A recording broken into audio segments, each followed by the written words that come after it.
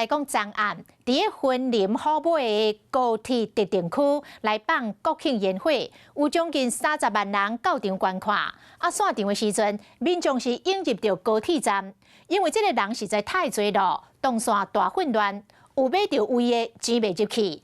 无位的想要来抢自由座，大家是安尼小 A 小 K， 差一点甲警察来起冲突。尾也是高铁加开19班的车，佮紧急来加开着2班的转自由座的列车，才甲人潮透掉。这个高铁外口的另外道路嘛是大塞车，拢已经到暗时11点啊，要咧塞。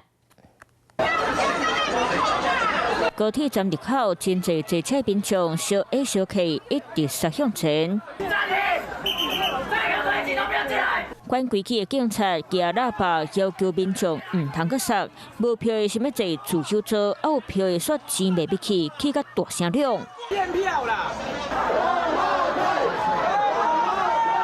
工作人员一直叫大家từ北区想要开路出来，不过高铁站路口嘛全拢是人，根本就无退路。大家愈去火气愈粗，看头前就要失控，警察嘛忍袂住花。云林高铁特区准备41分钟的国庆宴会，想要30万的民众参加。本地高铁站坐车路线分做倒边对号座位，含正边自由座位。不过一群仔前面来真侪要坐车民众，对号座位的自由座排队路线早就已经看不清楚。我不急呀，让9点多的先走啊，对不对？他要有秩序啊。警察第一时间紧急管制上北的人，高铁嘛加开17班次含2班临时加班车，人才有大变少。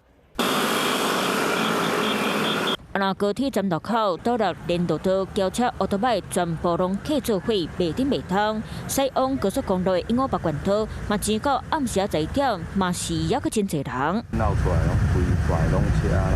国庆宴会顺利结束，不过大家要回去，路线是愈畅畅，周边道路交通大破格，高铁超1点钟才甲真侪人载走，周边道路是将近3点钟才恢复正常，嘛加在无发生意外状况。Hello， 我是林仙怡，想要抢先掌握最及时的新闻资讯吗？赶快订阅、按赞、开启小铃铛，锁定华视新闻 YouTube 频道。